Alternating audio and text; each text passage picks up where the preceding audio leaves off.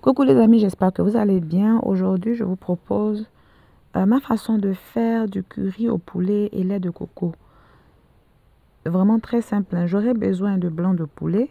J'aurai aussi besoin de tomates, oignons, piments, ail, feuilles de laurier, gingembre, poudre de curry évidemment et de feuilles de coriandre.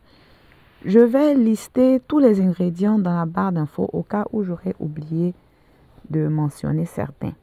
Donc, j'ai découpé mon poulet en petits dés et je mets de l'huile d'olive dans ma poêle pour faire revenir le poulet, évidemment.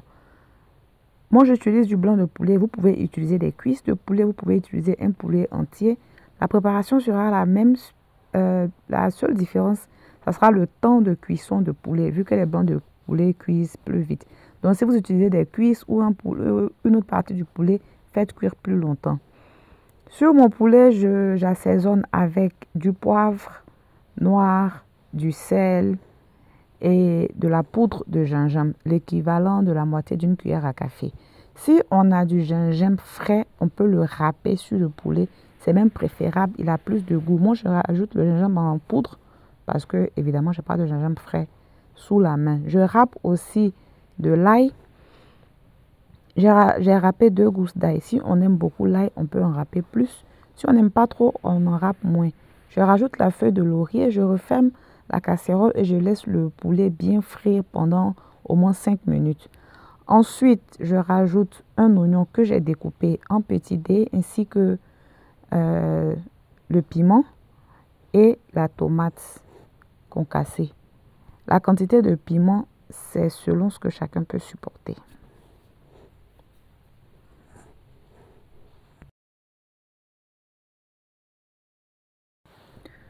Je rajoute par la suite la moitié d'un verre d'eau pour permettre au poulet et aux légumes de cuire. Donc, je vais fermer la casserole et laisser une bonne quinzaine de minutes.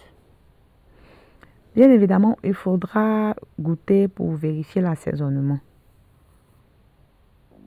Ensuite, je viens rajouter une bonne cuillère à café de poudre de curry et l'équivalent de 400 ml de lait de coco. Moi, j'utilise du lait de coco en canette, mais on peut acheter 2 cocos, les râper ou les mixer et puis extraire le lait soi-même.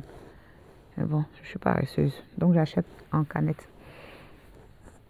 Une fois le lait de coco rajouté, je laisse cuire à feu moyen pendant 5 à 10 minutes, juste pour laisser la sauce s'épaissir et je finis avec des feuilles de coriandre que j'ai émincées.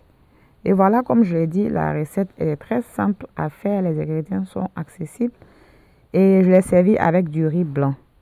N'oubliez pas de liker la vidéo. Ciao!